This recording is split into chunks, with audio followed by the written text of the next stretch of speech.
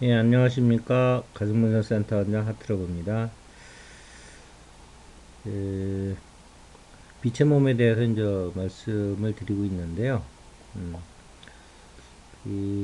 결국은 이제 빛의 몸이라는 건 세계에서의 그 문제지요. 이 공의 세계, 즉, 우리 공과 색, 즉, 이걸 우리 인간한테 대비하면 이제 마음과 몸이잖아요.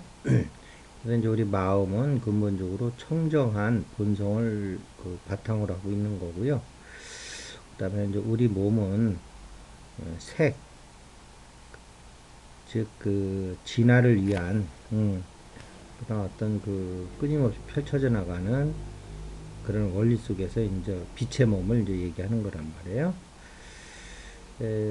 근데 이제 여기서 이제 불교적 관점에서 보면 우리 몸을 단지 이제 까르마로만 보고 여기서 중생들이 무지해서 그 계속 윤회를 하기 때문에 이를 벗어나기 위해서 깨어나야 된다 이렇게 얘기를 하는데요. 그런 면도 당연히 있죠. 있는데 근본적으로 우리 그 세계는 변화의 그 목적이 무지에서 반복하는 게 아니고요. 진화를 하기 위한 하나의 그 거대한 장치예요. 그래서 이제 그러한 큰 차원에서 보면 우리 그 인간의 몸도 하나의 진화의 산물이고요. 지금까지 온 것도요. 또 이제 앞으로 이제 또 빛의 몸으로 진화를 해야 되는 거고요. 음, 이런 차원에서 좀 이제 보시면은 이제 좀 다른 각도에서 이제 우리 존재를 좀 볼 수가 있게 되죠. 그래서 이제 결론적으로 얘기하면 그 마음을 깨달아서 청정한 우리 본성을 보시고요. 두 번째는 그 본성을 담고 있는 우리 그릇인 몸에 대해서는 3차원 시공에 갇힌 몸을 벗어난 에, 다양한 세계로 시공을 초월한 그런 어떤 몸을 이 본성이 가질 때 좀 더 다양한 체화용에서 용의 세계를 이제 우리가 체험할 수 있는 거죠.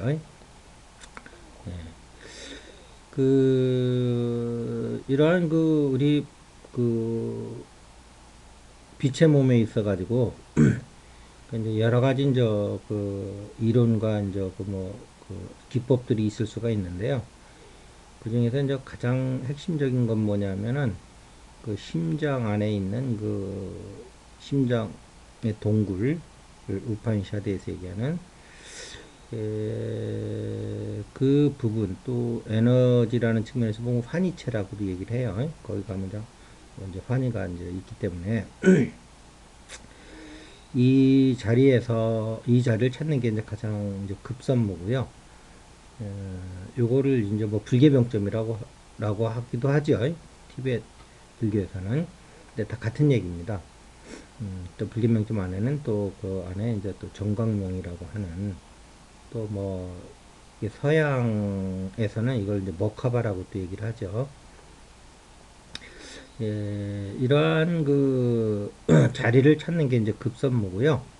그다음에 이 자리를 찾으면 이거를 이제 그 초인생활에서는 또 그리스도 보좌라고 얘기를 해요. 그 이런 자리를 찾으면 이제 그 다음에는 우리가 해야 될 것이 하나님을 거기서 느끼는 거예요. 자, 그러면 이제 여기서 이제 우리 이제 마음 공부하시는 분들은 이제 그 하나님에 대해서 좀 이제 그 거부감이 있는데 이 무국을 그 기반으로 하는 청정한 본성에서는 음, 하나님 이전의 자리이기 때문에 모든 색이 나오기 이전의 자리이기 때문에 그런 자리가 있고요. 그 다음에 또 이 세계에서는 최초의 그 세계 근원인 세계 출현의 근원인 그 이 만법이 나오기 전에 일법 좀 태극의 자리 동양에서는 그걸 이제 태극이라고 그러는 거고요. 인격적으로는 그걸 이제 하나님이라고 그러는 거고 명상에서는 그걸 이제 전체 의식 완네스 이렇게 얘기하는 거죠. 이원성으로 분리되기 이전에 그 태초의 자리. 음.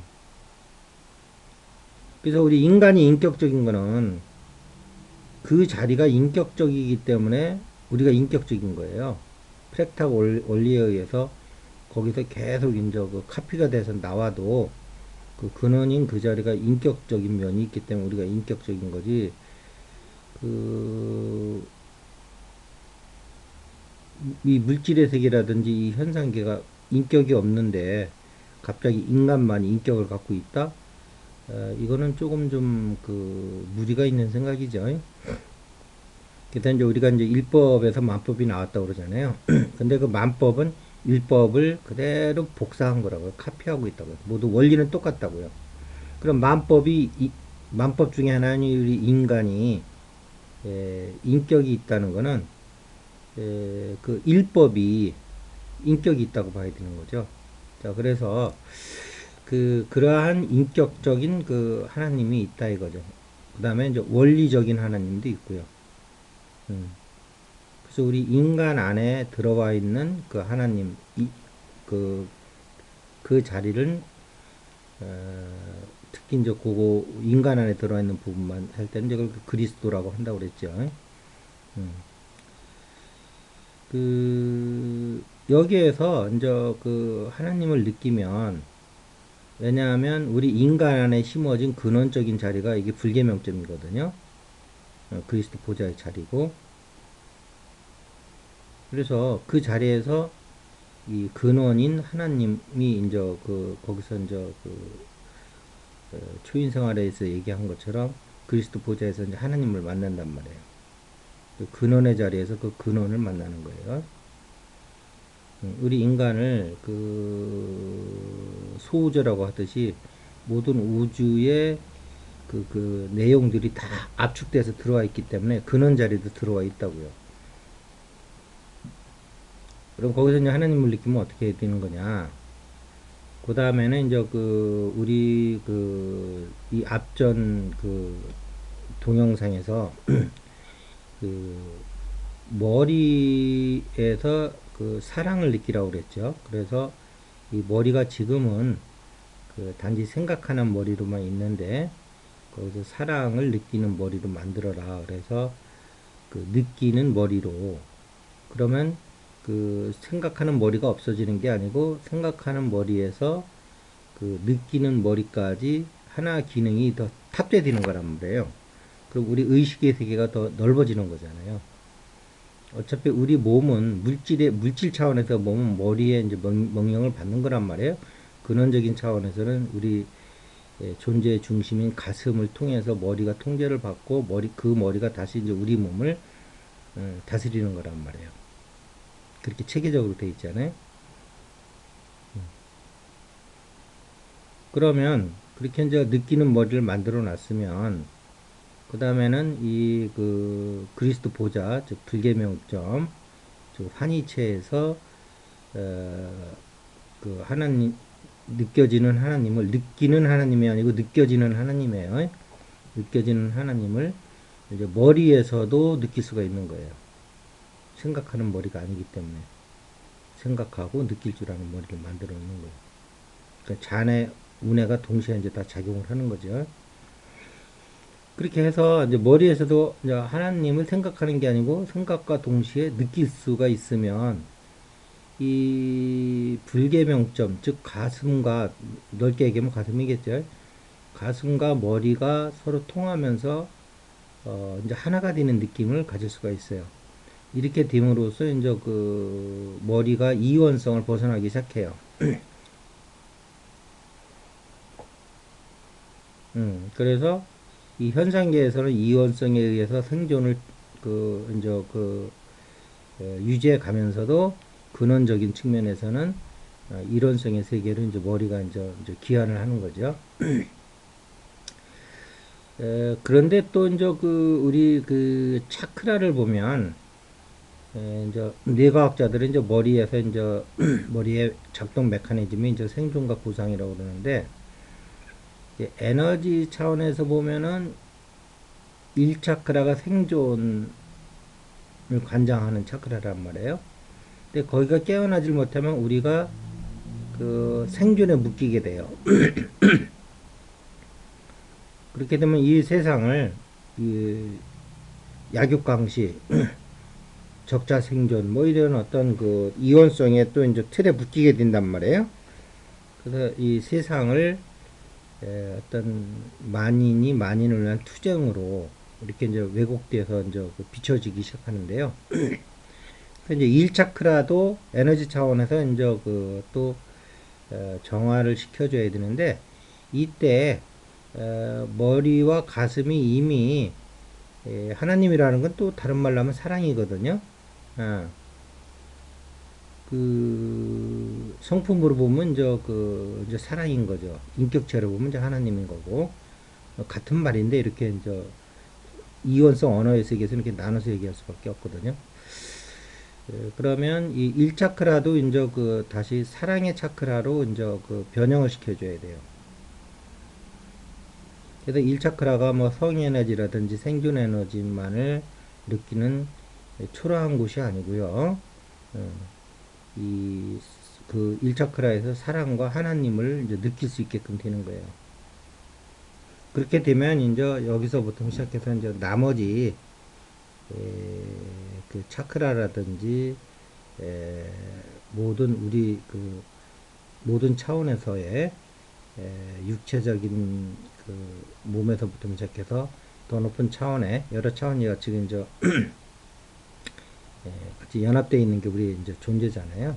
그 모든 차원들이 이제 그 하나의 의식, 즉 합일된 의식, 즉 사랑으로 이제 이 변하기 시작하는 거예요. 이제 이렇게 됐을 때 이제 빛의 몸을 만들 수 있는 어떤 저 전체적인 기반이 만들어진다 이렇게 이제 보시는 거예요.